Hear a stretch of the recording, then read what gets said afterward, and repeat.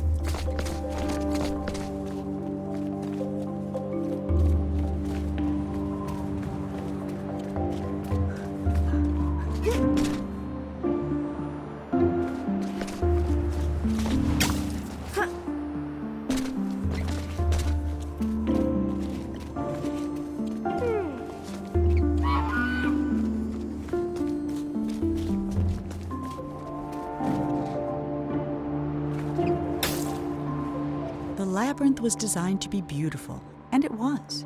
It was not designed to be practical, and it wasn't. Whole families got lost for weeks at a time, mail took months to arrive, and many worried a labyrinth of this size was bound to attract dragons.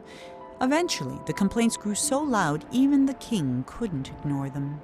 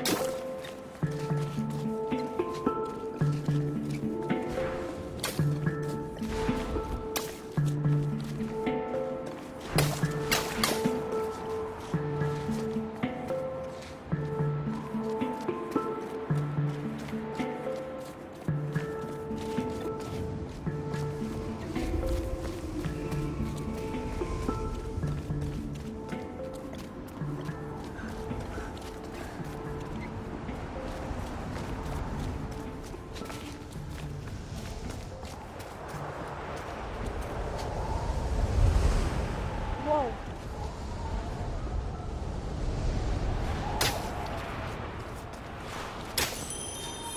The king was so frustrated with the messy, demanding people of his kingdom that he decided to start over.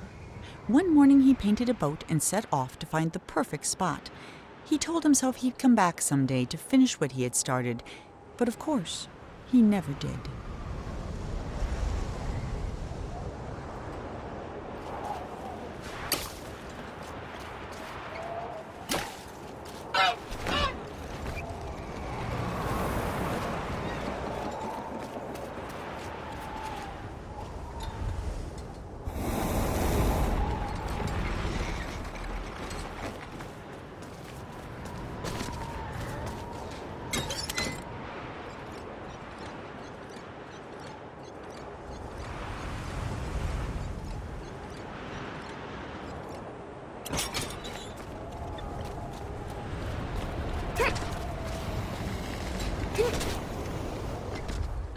For the first time in weeks, Monroe felt good. He felt even better when the wind pushed him close enough to reach the Swan. He was feeling so good, in fact, that he forgot all about his fear of heights. But when the Swan wriggled free and Monroe fell over the side, he remembered almost immediately. That might have been the end of Monroe, if this were a shorter story, but it isn't, which is why Monroe's troubles were just beginning.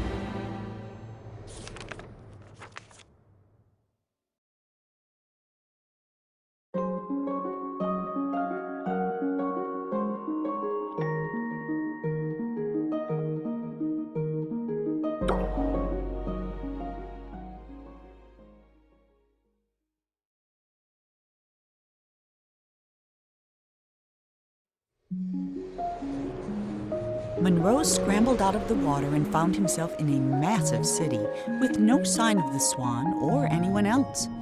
Well, except someone's enormous pair of feet. These were attached to a giant who could have been a big help in catching the Swan, but unfortunately, here was the laziest giant who had ever lived, and it was his day off. Having celebrated in his usual way, he was now sleeping it off and quite unable to hear Monroe yelling. While he was looking for a way to wake the giant, Monroe noticed something even better: a floating ship.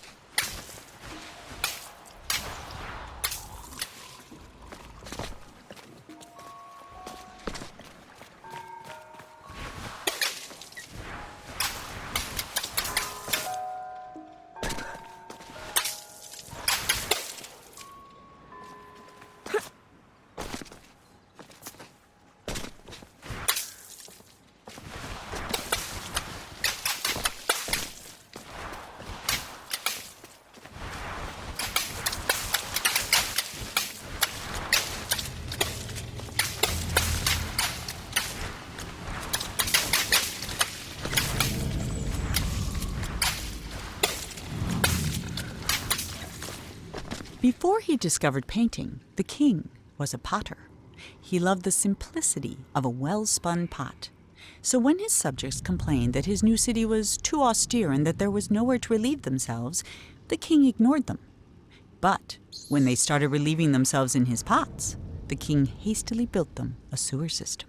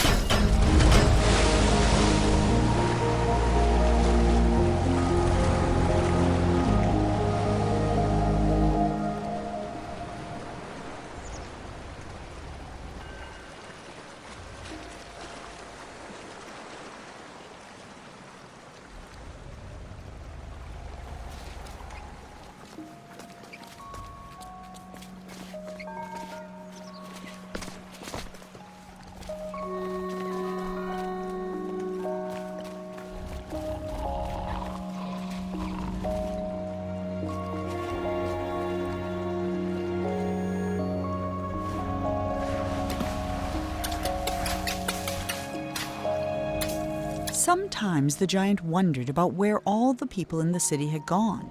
Mostly he worried they might come back and ask him to clean their gutters or put out their fires. But they never did, and that was why the giant, who was the laziest that had ever lived, was also the happiest.